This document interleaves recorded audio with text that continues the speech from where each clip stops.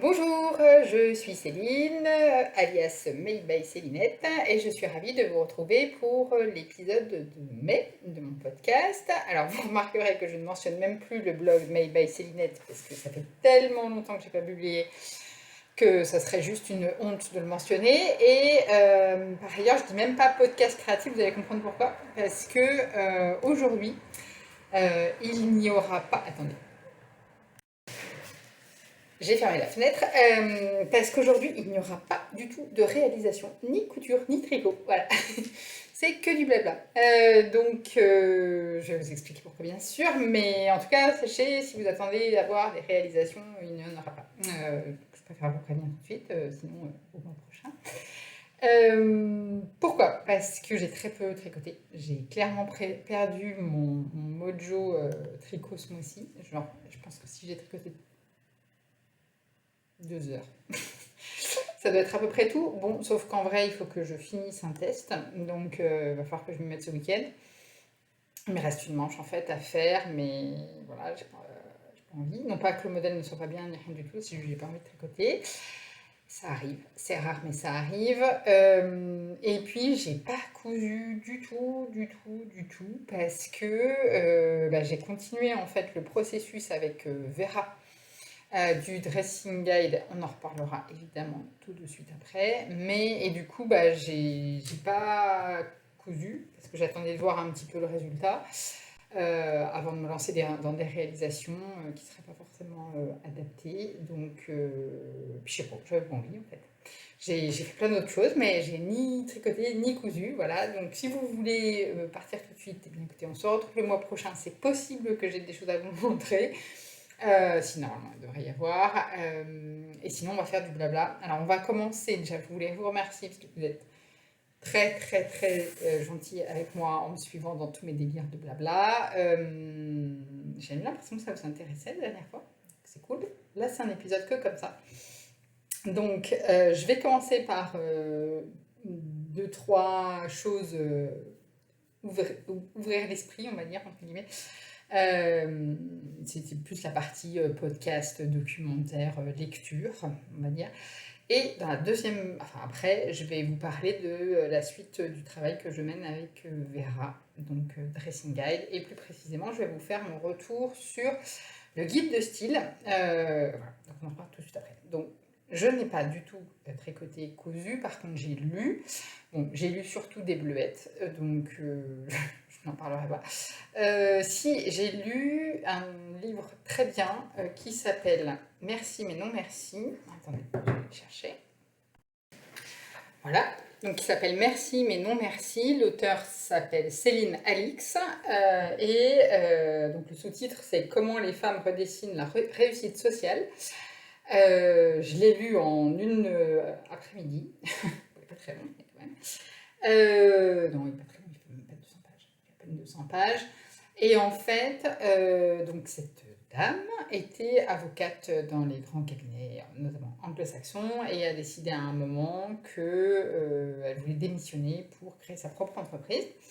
Et en gros, au départ, elle l'a mal vécu quelque part, en se disant, mais j'ai une carrière qui marche très bien, je suis régulièrement promue, je suis bonne dans ce que je fais, juste je me reconnais pas dans le mode de fonctionnement des entreprises, et en particulier des cabinets d'avocats où elle évoluait, et je veux pas de ça en fait, ça m'intéresse pas, ce modèle de réussite-là ne m'intéresse pas, ce n'est pas ce que je veux.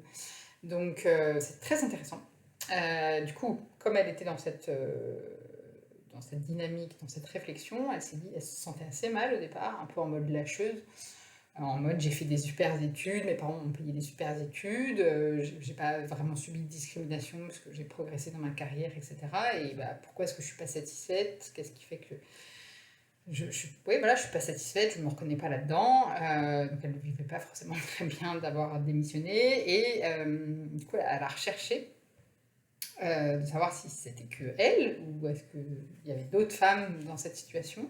Et il s'est avéré qu'en fait, elle s'est rendue compte que c'était un courant relativement répandu.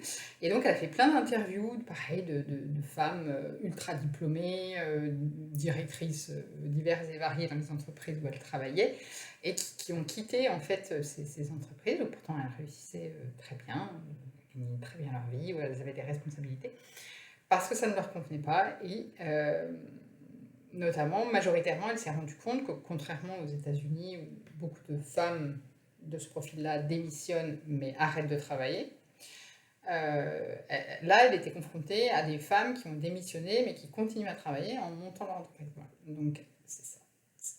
Elle raconte un petit peu les raisons pour lesquelles ces femmes sortent du modèle traditionnel en entreprise, quelque part, et décortiquer un petit peu les raisons et qu'est-ce qu'elles ont fait après. Et voilà. Et j'ai trouvé ça hyper intéressant. Non pas que j'ai l'intention de démissionner de mon entreprise, mais disons que je me suis totalement retrouvée dans le moment où en fait on m'a proposé un poste de management, où j'ai exercé des fonctions de manager et où en fait ça ne m'a pas du tout plu. Où bah voilà, je me suis pas du tout retrouvée, ça m'intéressait pas en fait, voilà, et finalement on m'a proposé des promotions et où je me disais bah non, enfin, je vois pas, j'ai pas envie en fait, parce que actuellement,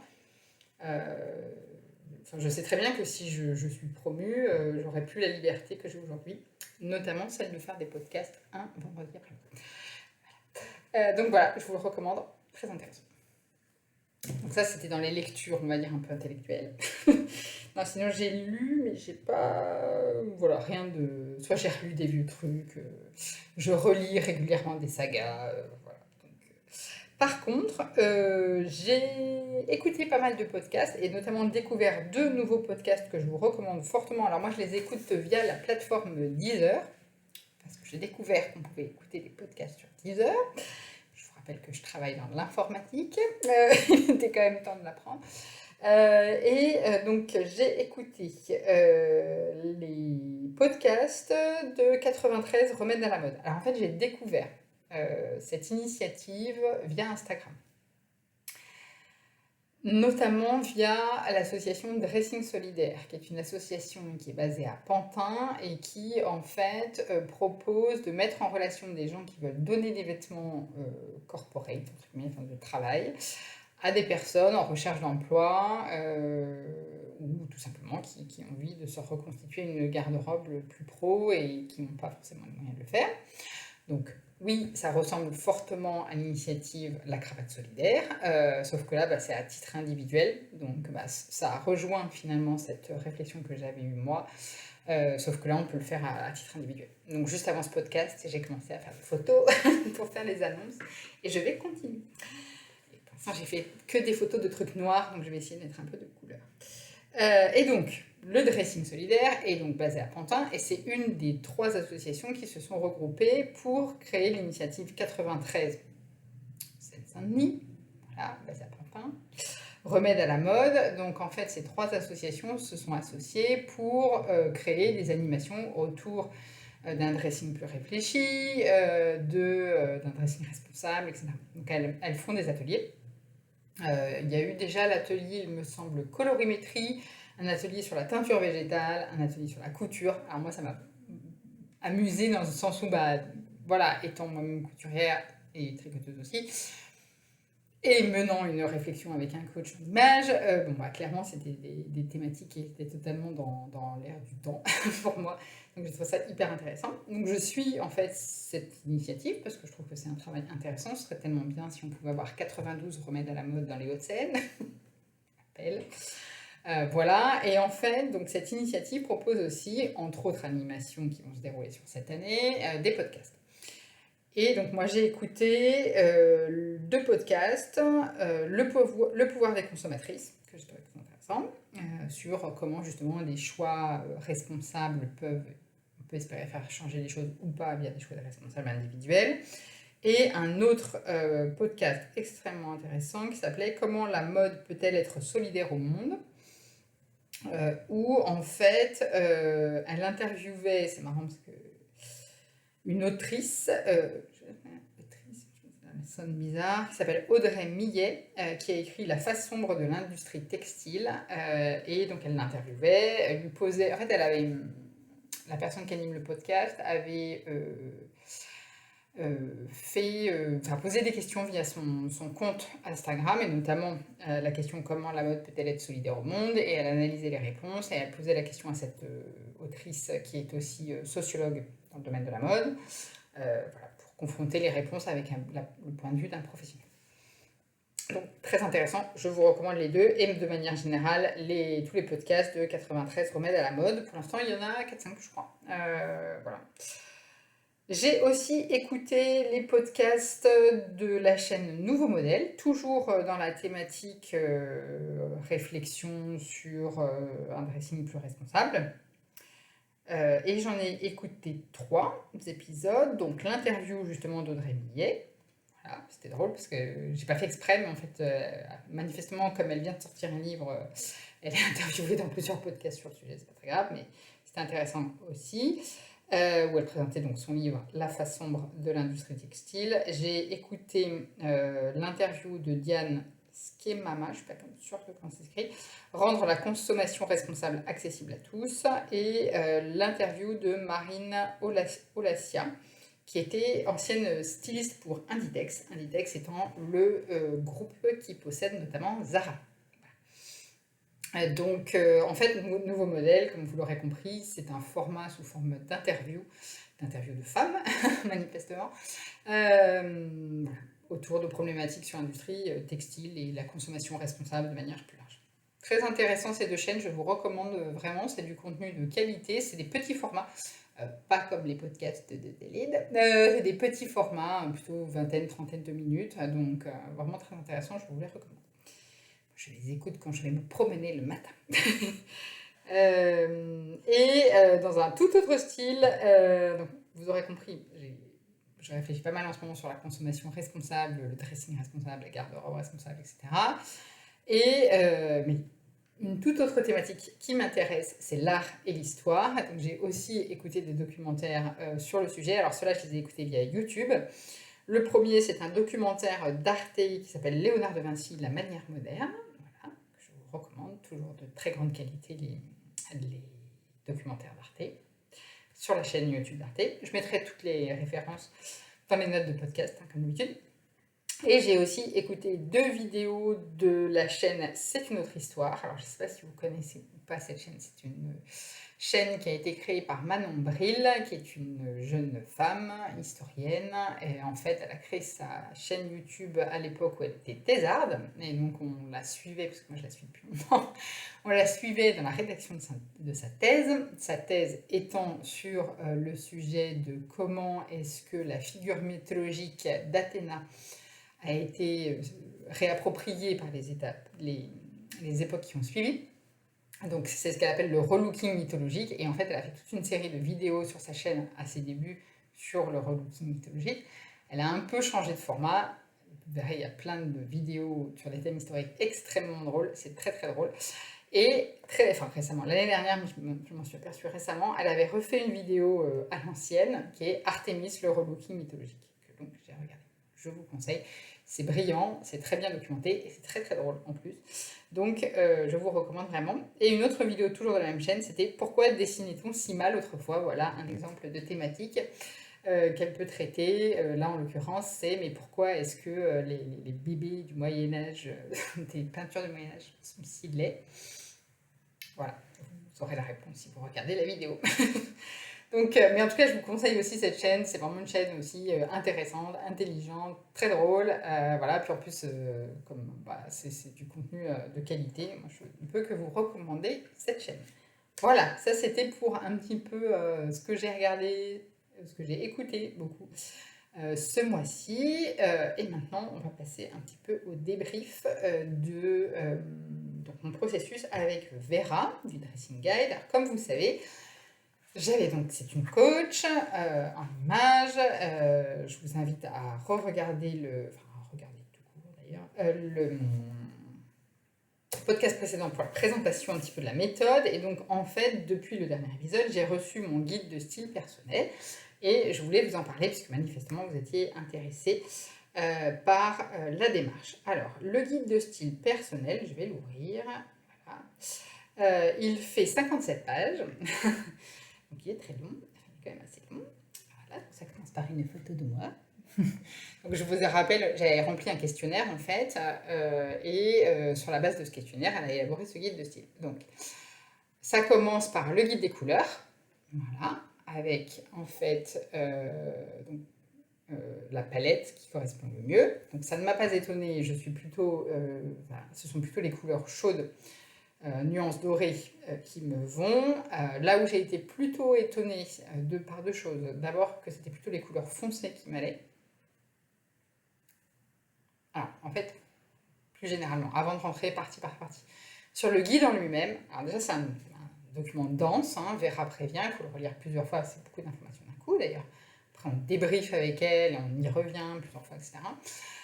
Donc effectivement, au début ça fait un peu une claque en mode « Ouh, c'est beaucoup d'infos ». Après, j'ai eu une... alors, première lecture, on va dire, il y a des choses qui ne m'ont pas étonnée.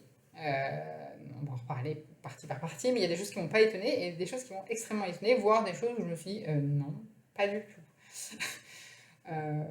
Voilà, il y a vraiment eu les trois. Il y a eu oui, effectivement, ça me parle, oui, ça me paraît cohérent.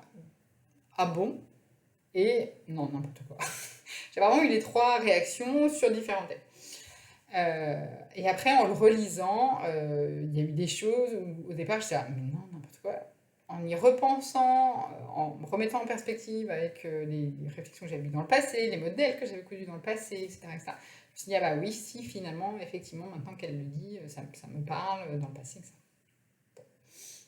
Donc c'est très dense, c'est un gros travail, c'est un travail de grande qualité. Enfin, clairement, moi j'ai été très satisfaite du livrable.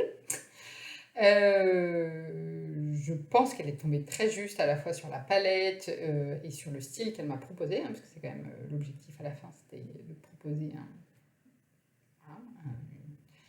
une direction de style pour ensuite élaborer la capsule. Et actuellement, on est dans l'élaboration de la capsule. Je vous en reparlerai le mois prochain.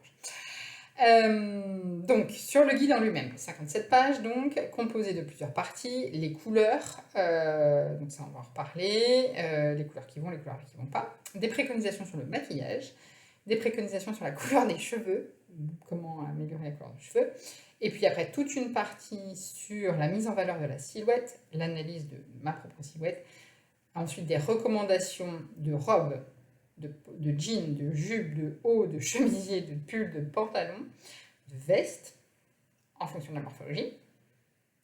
Et ensuite, la proposition de style qu'elle me proposait pour moi. Alors, si on recommence par les couleurs, donc moi, elle m'a plutôt orientée vers une palette... Oula, est-ce que ça va tourner? Oui, ça va tourner. Vers cette palette-là. Avec ma tête à côté. Ma tête pas maquillée en plus, hein, vous avez de la chance. Voilà. Donc la palette de couleurs en elle-même ne m'a pas du tout étonnée, puisque je cours quand même depuis suffisamment longtemps, je pense, pour savoir à peu près les couleurs qui me vont. On y retrouve le corail, incroyable, le rouge brique, le kaki plutôt olive, plutôt chaud, hein, donc c'est plutôt les tons dorés et chauds qui me vont, pas les tons froids et voilà. On y retrouve du bleu canard, du bleu marine, du safran, voilà, du bordeaux, toutes des couleurs où je sais qu'elles me vont. C'est-à-dire que je n'ai pas été du tout surprise en voyant la palette de couleurs. Par contre, ce qui m'a plus étonnée, c'est que ce serait plutôt les couleurs foncées qui me vont. Donc pareil, voilà, ça fait partie des... Et plutôt les couleurs peu contrastées. Ah ça dépend, on va dire. Non mais en fait, vous constaterez que cette chemise, qui est une chemise du commerce, je précise, que j'ai achetée très récemment, parce que je l'ai achetée hier, en fait reprend des couleurs de ma palette, hein, y compris des violets que je ne porte pas habituellement, mais qui se retrouvent ici. Voilà, après clairement le rouge coquelicot là c'est moins dans la palette, mais par contre cette couleur là y est, le bleu marine aussi, les verts aussi. Donc voilà. Et plutôt donc dans des nuances foncées, plutôt qu'avec un fond blanc. Voilà. J'essaie de mettre en pratique les recommandations de Vera, vous me direz si vous trouvez que ça peut. En tout cas, elle m'a dit effectivement plutôt des couleurs foncées près du visage, que les couleurs claires avaient tendance à me donner une mauvaise mine. Alors, pareil, au début, je me suis dit, tiens, c'est bizarre, j'ai quand même beaucoup de hauts blancs, blanc et cru. Et là, pareil, en y repensant, je me suis dit, bah, en même temps, c'est vrai que par exemple, typiquement le blanc, j'en ai pas, parce que justement, effectivement, je trouve que ça me durcit un petit peu le visage. Voilà. Et donc, effectivement, en faisant le tri après dans mes vêtements, je me suis dit, bah oui, effectivement, les jours où je me sens un peu déprimée, entre guillemets, je mets mon pull Billy qui est corail, je mets une blouse safran que j'aime beaucoup du commerce, voilà. Et effectivement, je me suis dit, bah oui, effectivement, c'est plutôt les couleurs foncées que je mets les jours où je me sens pas au top, parce que j'ai l'impression que ça me va mieux et que ça me monte le moral. Voilà. Donc, sur cette base, et les couleurs pas trop nuancées, plutôt profondes. Voilà, moi j'aime beaucoup ma palette, tant mieux, on dirait, hein. Voilà, que je trouve à la fois élégante et puis gaie. Voilà, je ne la trouve pas du tout déprimante. Voilà, il y a beaucoup de couleurs vives. Voilà, vous savez que je coupe plutôt du coloré, donc ce n'est pas très surprenant. Mais effectivement, le côté moins nuancé et plutôt couleur foncée m'a moins contrasté plutôt que nuancé.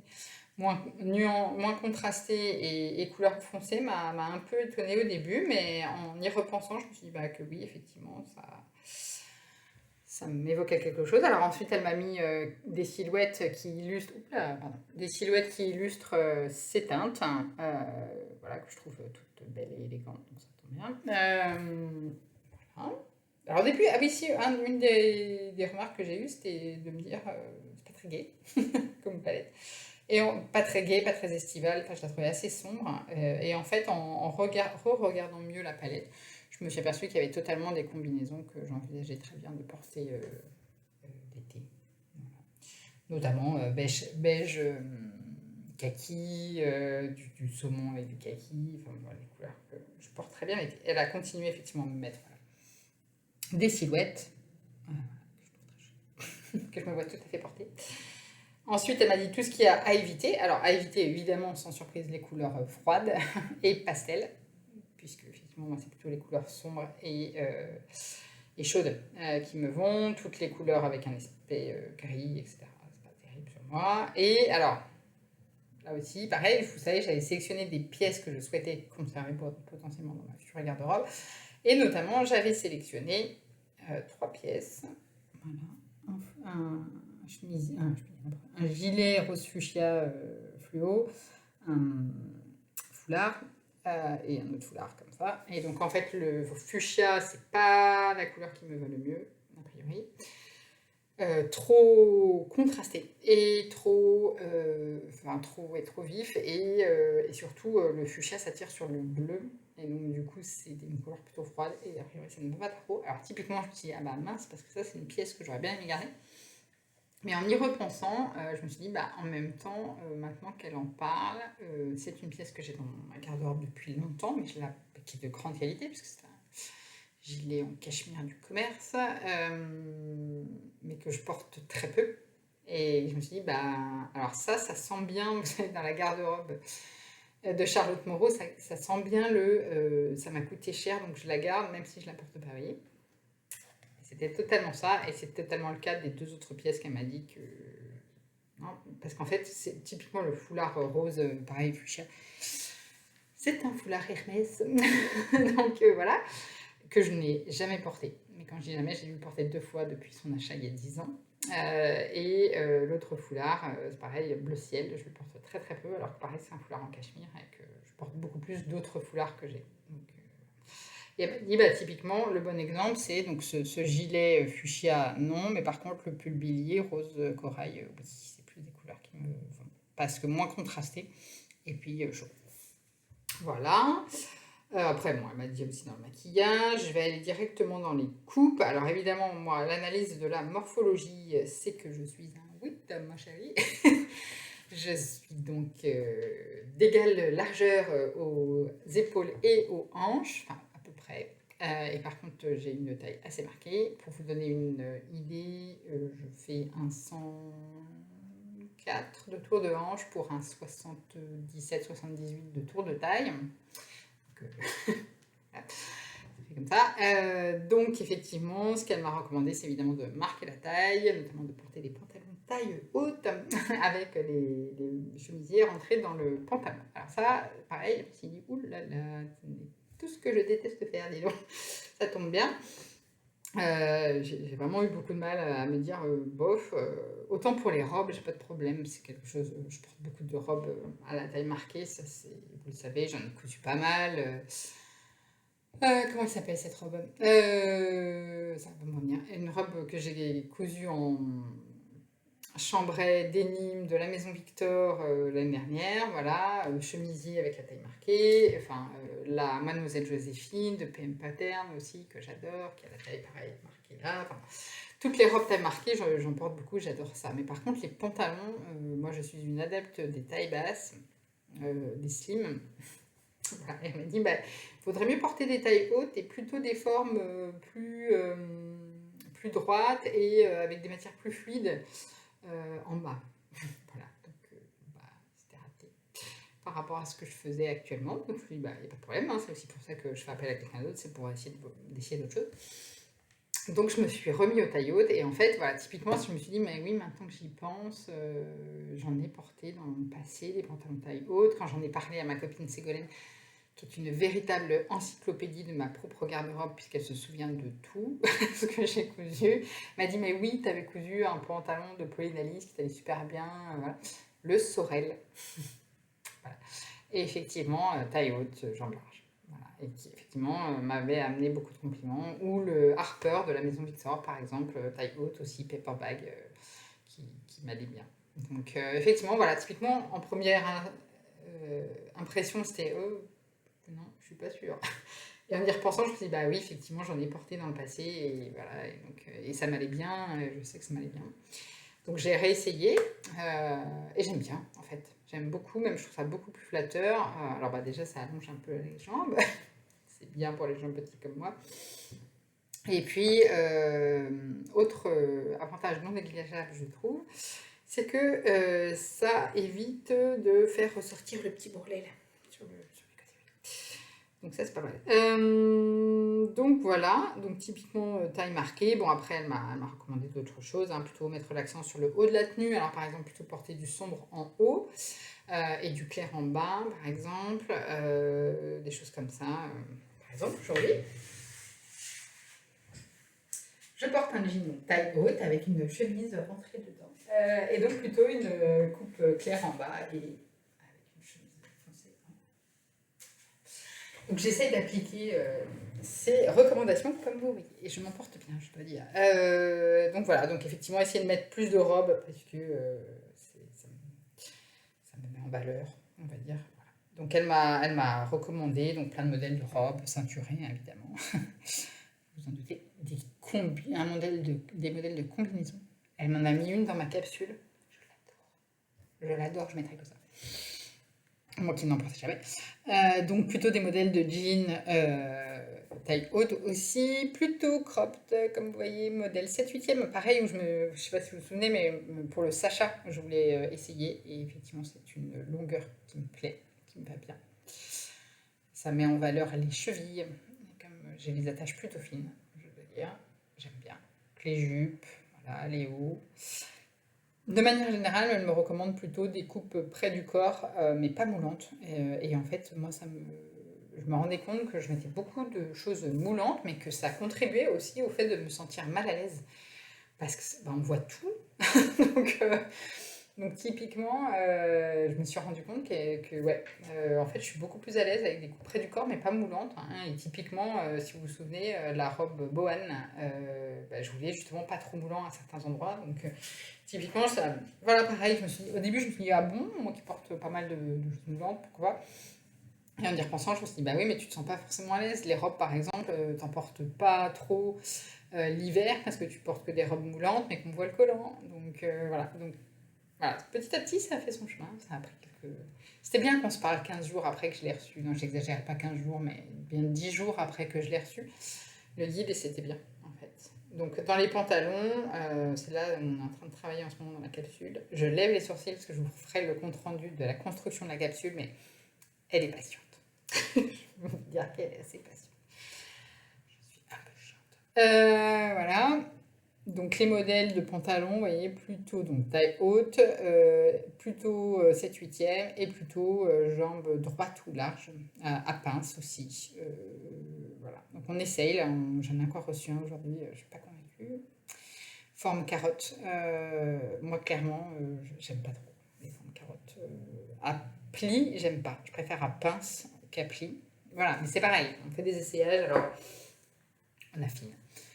Je me rends compte que les pantalons à plis, j'aime pas parce que ça fait du volume sur le devant. Je préfère à pince parce que finalement, voilà, ça évite qu'il y ait un surplus de matière mal placé, on va dire. Et pareil, en manteau, donc soit court, vraiment court comme ça, soit long, sous le genou même. Même dit d'essayer des sous le genou, et ceinturé quand c'est possible. Et en style, elle m'a proposé le style Smart Casual. Alors, je vous lis carrément la description parce que sinon, je vais oublier des trucs. Voilà. Beaucoup de liberté au niveau des coupes, couleurs, modèles de vêtements. Néanmoins, ça reste un style business où votre image fait partie de votre professionnalisme. Les tendances sont également intégrées dans ce style par la présence de pièces fortes et les chaussures ou les accessoires. Voilà. Ça va bien. Parce que je lui avais demandé plutôt un truc pro. Dans ce style, le côté dynamique de ta personnalité sera mis en avant grâce à l'intégration.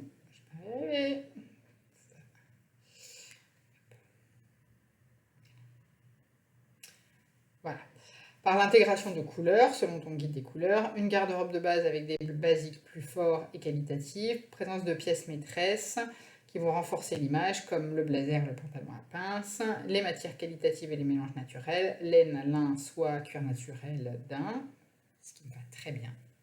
Alors ça fait partie des choses, hein, quand on a élaboré la capsule. Elle a tenté de glisser des trucs en polyester, tout est reparti. Voilà. Moi, je ne veux que des matières naturelles, que des matières un peu nobles, entre guillemets. Donc voilà, tout simplement parce que c'est bon. Je veux moins de pièces dans ma garde-robe, mais de bonne qualité. Donc clairement, toutes les matières synthétiques, je n'en veux plus. Les chaussures et accessoires de haute qualité en matière naturelle, des modèles casual, intemporels et sportifs classiques, ainsi que des modèles masculins de type derby, mocassin. Pas de finition spécifique et un bon équilibre entre les énergies féminines et masculines dans la tenue. Alors pourquoi ? Parce que comme c'est un style pour le travail, j'avais pas envie d'une image trop fifi, entre guillemets. Donc voilà, donc un côté, mais je voulais pas non plus me déguiser en mec, je voulais pas non plus me déguiser en tout en noir, donc elle m'a proposé donc, vous voyez, des silhouettes adaptées à ce style. Donc on retrouve régulièrement des blazers, hein, des coupes avec des pantalons, pas mal aussi. Voilà. Celle-là, la coupe que j'ai achetée. Je l'adore. Je la mets tout le temps. Dès qu'elle est propre, je la mets. C'est trop bien. Je la mettrai pas au bureau parce qu'elle est quand même des imprimés un peu, mais sinon, je l'adore. Voilà, les chaussures. Et même les bijoux et les sacs à main. Et des préconisations de marques où on peut trouver ce genre de style. Donc, un guide, vous voyez, très complet, où il y avait quand même déjà beaucoup à réfléchir, ce qui m'a encore permis de faire du tri. Ah mais vous vous rendez compte, ça fait 1 an que je fais du tri, j'arrête jamais. J'ai quasiment plus rien dans mon placard. Une des questions qu'on m'a posées, mais c'est presque plus pour la capsule, non, j'ai pas gardé, j'ai pas gardé, c'est pas tout à fait vrai. J'avais déjà fait beaucoup de tri avant de commencer avec elle. Par rapport au guide des couleurs, j'ai encore retrié. Pas dans le but de forcément évacuer, mais déjà juste pour visualiser. Ce qui dans ma garde-robe rentrait ou ne rentrait pas dans les couleurs déjà. J'ai plus trop de pièces, enfin j'avais déjà plus trop de pièces qui ne rentraient plus dedans, hein. Clairement, effectivement, c'était plus des pièces où que je gardais parce qu'elles me coûtaient cher, on va dire, que des pièces que je portais beaucoup. Voilà. Mais finalement, bon, voilà, comme je n'ai pas eu de surprise au niveau de la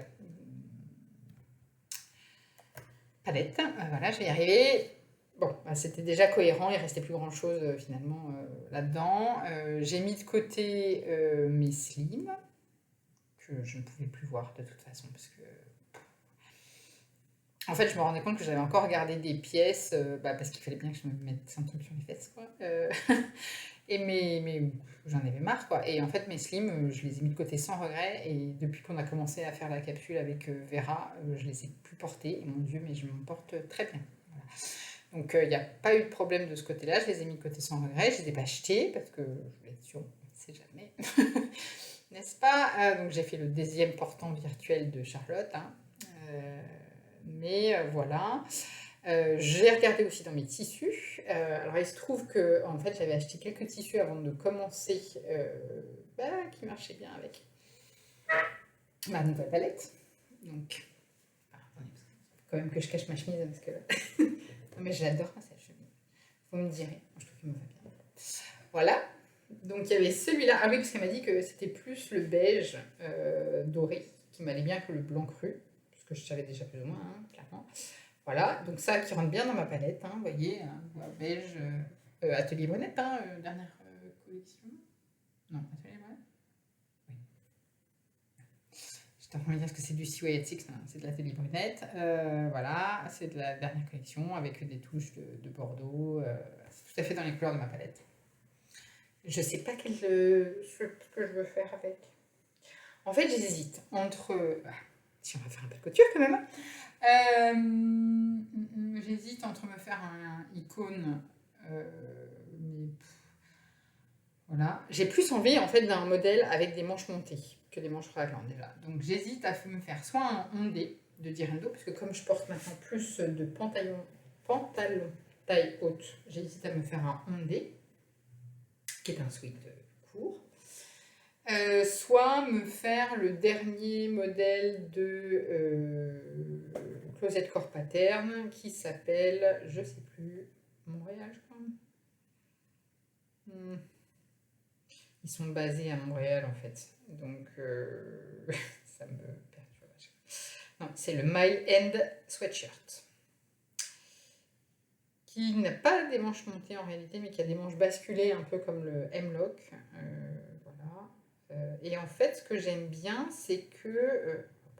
technique, hein. C'est qu'il a une forme qui change un peu, avec des finitions qui changent un peu. Vous voyez, avec ça. Bah après, je me dis que sur un... Je pense que je vais rester sur un ondé. Parce que avec des motifs, je suis pas sûre que ça soit particulièrement mis en valeur. Ce sera très bien mis en valeur avec un color block. Par contre, ça, j'envisage fortement d'en faire un pour cet hiver. Pardon. Il y a aussi la petite finition. Ou sinon, celui-là qui est en cœur croisé, entre guillemets, avec une capuche. Mais je pense que... Je ne sais pas si on peut l'adapter à sans capuche. Pas sûr. Voilà. Donc, mais je pense que je vais rester sur le ondé. C'est Direndo, c'est sans risque. Hein. Voilà.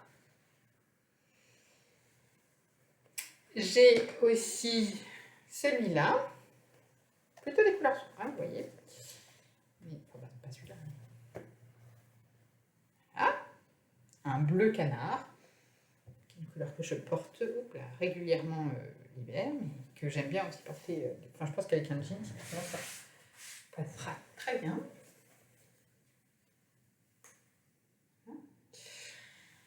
Je me suis aussi acheté un pantalon tabac et ça ira très bien avec aussi.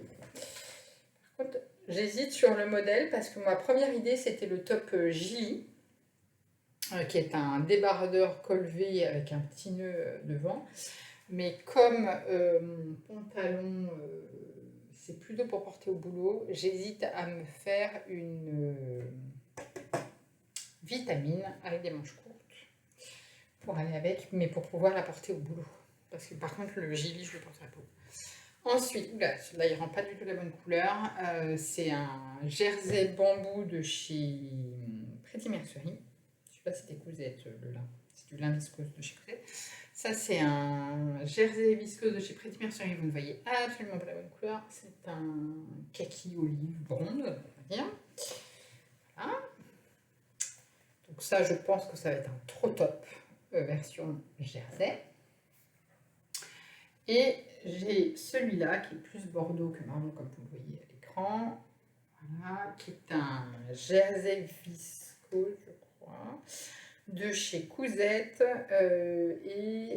Je pense que je vais en faire un confortable de chez M&M avec des manches 3/4.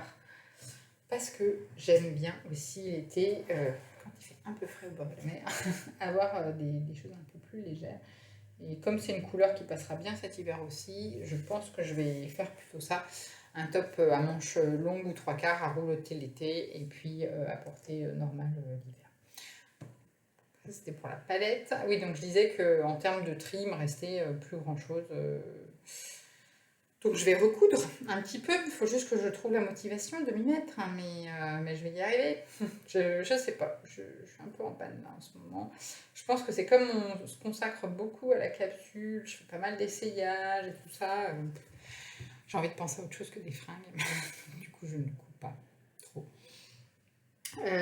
Voilà. Je sais plus ce que je voulais vous dire. Je crois que c'était tout, hein. Donc oui, j'ai refait du tri. Oui, non, sur les habits d'été, il me restait pas grand-chose dans ma garde-robe de toute façon. J'ai gardé toutes mes robes, évidemment, mais j'en avais pas tant que ça. J'ai gardé notamment, bah, justement, ma robe Mademoiselle Joséphine, que j'aime beaucoup, même si elle est blanche. Je l'aime trop, je la garde. Voilà, j'ai gardé mes robes d'été, mais globalement, en pantalon d'été, j'en avais pas, ou j'en avais plus, ou ceux que j'avais étaient trop petits et j'ai décidé de renoncer à essayer de rentrer dedans. Donc je vais les donner. Je pense que je vais les donner à la ressourcerie. Alors oui, c'est ce que j'ai fait aussi avant de faire le podcast. J'ai retrié encore ma garde-robe. Non mais, je suis une folle. Je trie à peu près tous les mois. Facile, je pense.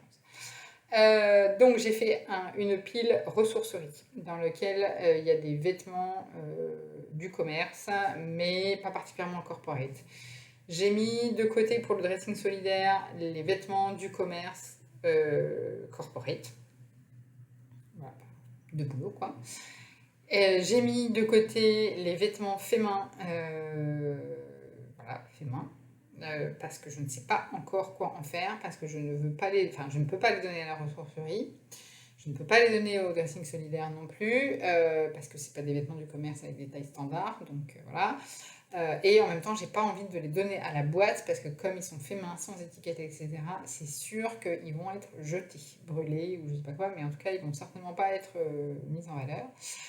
Je voulais donc vous poser la question de est-ce que si je les donne, et je les donne, c'est-à-dire que je vous fais payer le frais de port et c'est tout, est-ce que ça vous intéresserait? Voilà. Parce que ça me fend le cœur en fait de jeter des vêtements faits main, parce que j'y ai passé du temps, parce que c'est des belles matières et qu'ils sont en bon état, donc ça m'embête. Je reste polie, mais c'est pas le mot qui me vient. De les jeter, voilà, mais en même temps, dans les circuits classiques de dons, ça ne passe pas. Donc dites-moi, si je les donne, est-ce que ça vous intéresse ou pas? Voilà, j'ai refait du tri. Il reste presque plus rien dans ma garde-robe d'été, et en même temps, j'arrive à m'habiller tous les jours, donc ça me veut dire que c'est pas si dramatique que ça. Je pense que je serais contente d'avoir ces deux tops-là, parce qu'en fait, ce qui reste de la capsule là qu'on est en train d'élaborer avec Vérin, il y a quand même du clair hein, en haut, on n'a pas du tout pris que des couleurs foncées. Mais du coup, je suis contente d'avoir ces couleurs foncées dans mes tissus pour alterner, finalement, avec les couleurs claires quand j'ai pas envie quand j'ai envie de changer, tout simplement. Et au final, actuellement, j'ai 7 chemises. J'ai 4 hauts. Alors, heureusement, j'ai des robes. J'ai une combi. Voilà, c'est à peu près tout. Donc, vous voyez, je vais en rajouter 3 et puis ça va être assez, je pense, en fait. J'ai calculé que normalement, ça suffit. En fait, je vais avoir donc, le jean que je porte sur moi, le pantalon là que j'ai acheté. J'en ai un autre qui doit arriver. J'espère qu'il va être bien. Sinon, j'hésite à m'en faire un autre, un Saiki. J'ai ressorti mes shorts, enfin voilà. Mais honnêtement, je pense qu'en tout et pour tout, je vais tourner sur 25 pièces peut-être, robe compris. Et ça sera bien. Ça sera suffisant largement dans ma garde-robe. Je vous montrerai tout ça quand nous aurons finalisé la capsule. Et voilà, avec que du blabla. 45 minutes. Magnifique. Donc, eh bien, écoutez, merci beaucoup de m'avoir écouté. Merci beaucoup de vos retours toujours très positifs sur mes différentes orientations. N'hésitez pas, si vous avez des questions sur la méthode de Vera ou sur d'autres choses. Et puis, si vous pouvez juste me répondre sur est-ce que ça vous intéresserait ou pas que je donne mes vêtements faits main contre paiement des frais de port et c'est tout. Voilà, dites-moi. À bientôt!